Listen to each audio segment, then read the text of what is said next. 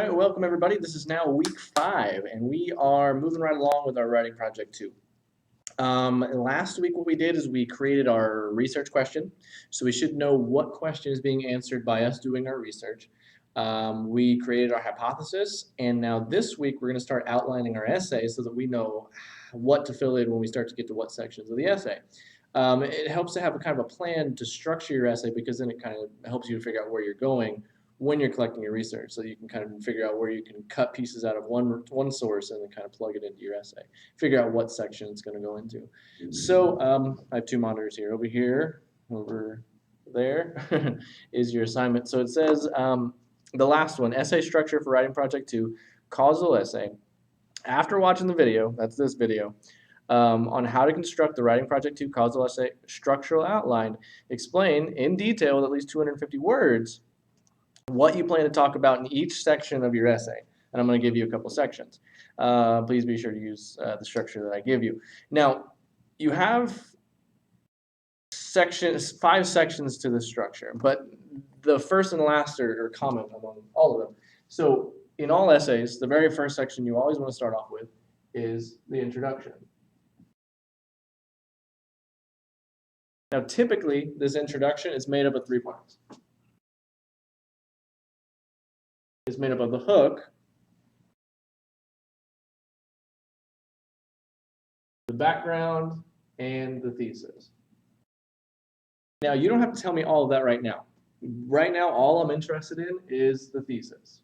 Okay, so whenever you're filling in those 250 words, one sentence of those 250 words will be the introduction, which will just be for right now, the thesis. When you actually start writing your essay, this entire paragraph, the entire paragraph will be made up of this. And this is the intro paragraph. Right now, we're not writing paragraphs, so we're just writing, we're prepping for those paragraphs. We're kind of creating an outline that we can use to create those paragraphs. Now, after you talk about the introduction, you give me your thesis.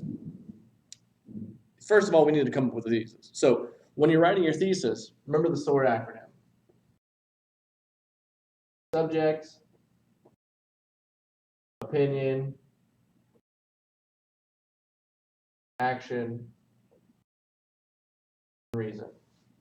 So these are the 4 parts of a good thesis, and every good thesis has each of these 4 parts. Now let me explain a little bit what they are. The subject, that's going to be your topic. What exact element are you asking questions about? Are you talking about pro-life versus pro-choice, pro-guns versus pro-legislation? Are you talking about pro-self-checkout line versus anti-self-checkout line? What is your topic? What is it that you're looking at? The opinion, what stance do you hold on that? What is it that you're trying to show? This is going to be your causal relationship. Or in this case, let's call it causation. What is the cause of this event? Because your topic is probably going to, it should be some sort of event. So now, what is the cause of your topic? What causes this topic to happen, in your opinion? Of course, we don't know for sure. Excuse me, that's what we're doing the research for. Now, the action. The action word is what you're physically doing for the reader. So we'll come back to this one because it becomes a little bit more clear when you're actually writing the thesis sentence. The reason why readers should care about your essay at all, because your essay, if it was condensed, you have an essay, right? And if it's condensed into one sentence, that sentence is going to be your thesis. That's this guy right here. Your thesis made with these 4 parts. And your entire paper becomes condensed into this thesis. So you're giving a reason here as to why anyone should care about whatever it is you have to say. So your reason, in this case, we'll say why to read. And what that's talking about is why should the reader read your essay? Why do they need to read your essay? Now, let me get a different color here. Let's go with green. Well, it's going to look any different on your screen, but bear with me. So let's say that our topic, we'll make that, I'm going to move this stuff right here.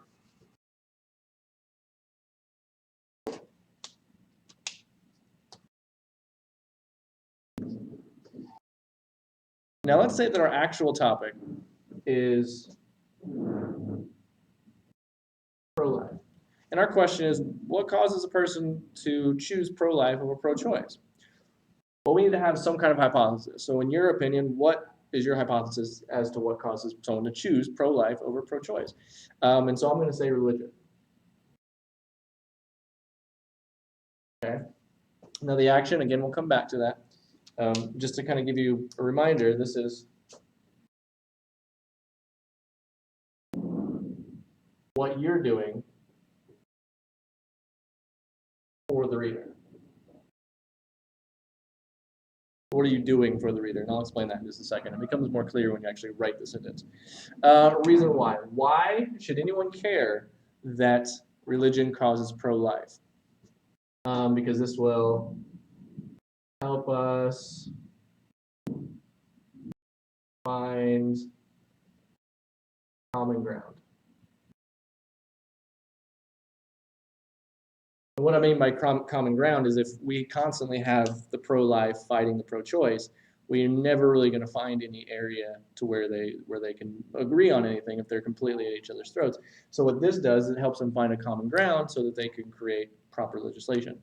And so maybe a better reason might be to maybe pinpoint a resolution.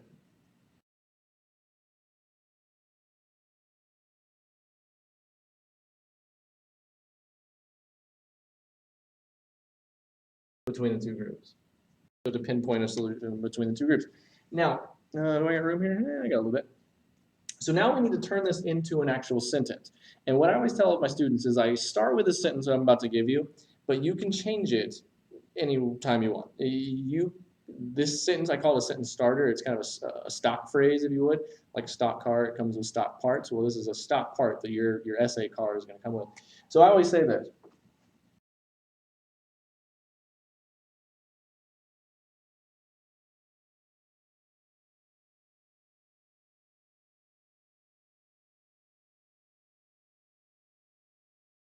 The purpose of this essay is to blank.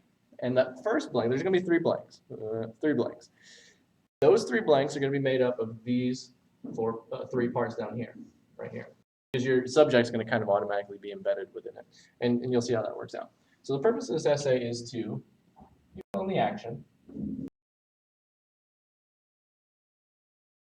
is to blank, and this will be your subject and action, or excuse me, subject/opinion, which is going to be more so focused on your opinion. But your like I said, your subject is going to kind of naturally be embedded in that.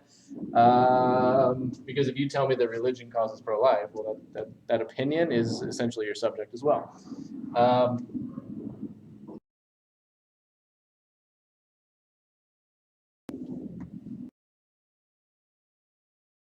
In order to blank. So the purpose of this essay is to blank in order to blank. So what you do is you fill those parts in with the words that I put here, and this will become your thesis. The purpose of this essay is to, and remember that action word that I said we need to fill in? What are you actually trying to do? What are you trying to do for your audience? Are you trying to show them something? Are you trying to explore something with them? Are you trying to emphasize, outline? Some kind of verb needs to go in there.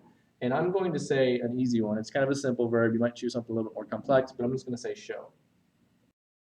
Show readers. And something, if you want to go a little bit more complex, you could say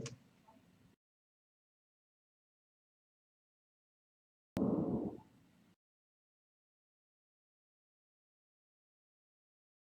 purpose of this essay is to outline the relationship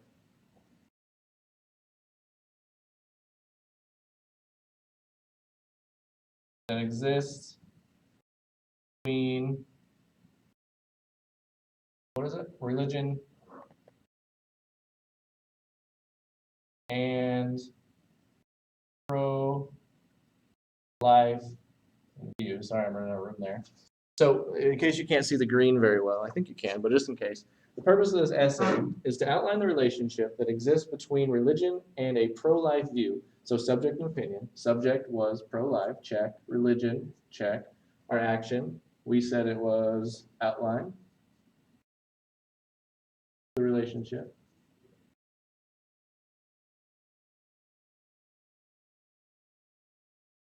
That exists between religion and pro-life in order to pinpoint this resolution.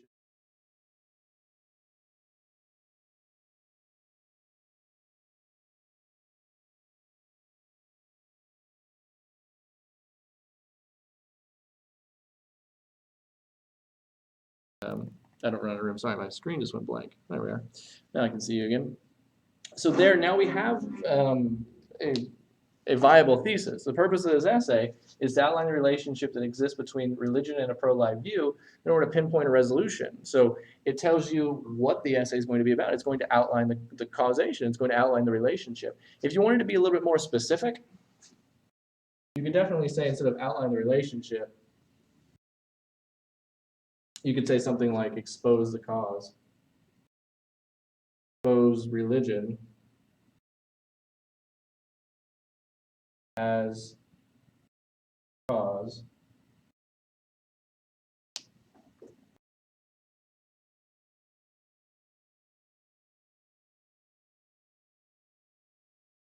of a pro-life view in order to pinpoint a resolution. So the purpose of this essay is to expose religion as the cause of a pro-life view in order to pinpoint a resolution. Those words I'm really just kind of changing up because it shows that this stock phrase, the purpose of this essay is to blank in order to blank, that's really kind of pliable. You can bend it, you can mold it, you can shape it, you can change the words, you can do whatever you want as long as you have all four of these parts. Okay. Now in that assignment, you have 5 parts. The introduction, I just want you to tell me what your thesis is. I just want you to write this guy. Okay. Write this guy out. Once you get that far, and I'm going to erase this, so if you need to go check this out, pause this video, and then maybe put together your thesis. I'm going to clean my board off so you guys can see a little better. The next section is to start actually figuring out what it is you're going to tell me about this relationship. So let's say that we stick with that pro-life being caused by religion. So still we have our intro. That's our thesis, right? The next 4 parts, we're going to call this one a literature review.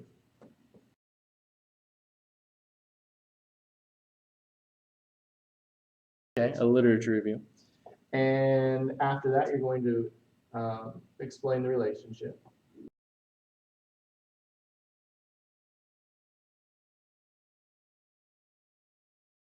And on the assignment, it looks like I call it the causal relationship, which is definitely correct. But I want to make sure that I have the same wording here so nobody gets confused. The intro, the literature review, the causal relationship, and then the only other thing you have left is the evidence and the conclusion. Now, there's only a couple things I want you to do here. Basically, what you're doing is you're providing a summary of these 5 sections in your essay. Whenever you actually write your essay, it's going to look like this. You're going to have, let's say, 3 to 5 sentences in your introduction. This is for the entire essay, not for the actual assignment. The actual assignment only calls for 250 words. That's just like a small paragraph. But in the long run, I want you to envision what this is going to turn into. In the long run, this intro is going to turn into 3 to 5 sentences, and we'll talk about that next week. The literature review, this guy is going to turn into the history of the topic. Okay? What is it that you're going to tell your audience that they need to understand before they can understand this causal relationship? So you need to tell me a little bit, if we're talking about pro-choice and religion, tell me a little bit about what religion you're talking about. Tell me a little bit about their history. Why? Well, what elements of their religion cause them to kind of go with the pro-choice? Don't actually explain the relationship just yet. Just give us the elements that you'll then take later and then tie them back into the essay. And I'll explain that in just a sec. So the history of the topic. This one's going to be several paragraphs, probably 1 to 2 paragraphs.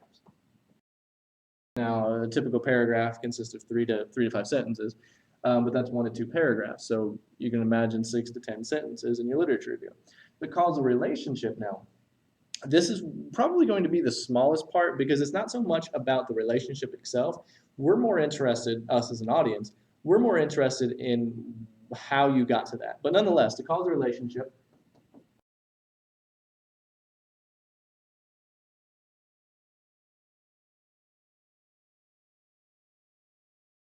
explain how one causes another. So I've talked a little bit about in my feedback how X causes Y. X is some kind of causation. In this case,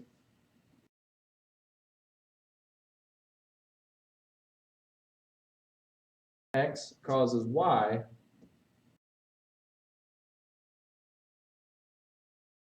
Okay. So think about this while you're structuring your causal relationship. I just want you to explain how one causes the other, how one causes the other, or in this case, how X causes Y.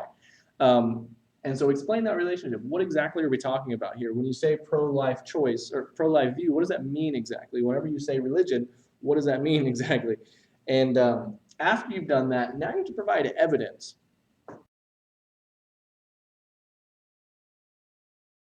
This is where you explain how you interpret the research.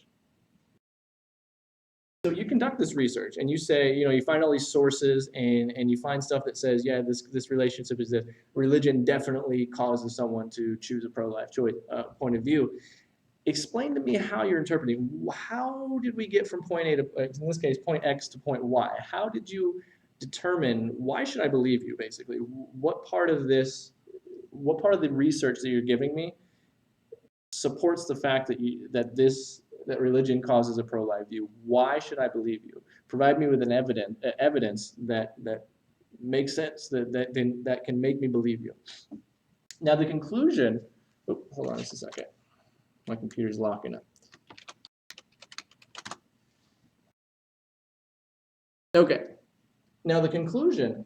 What point do you want your readers to understand by the time they get to the end of the essay? And it's going to probably be some variation of the thesis, because the thesis is, remember how your essay condenses into one sentence, and that sentence becomes your thesis? Well, more than likely, that's also what you want your readers to understand by the end of by the end of your essay. So what I always tell everybody to do is reword your thesis.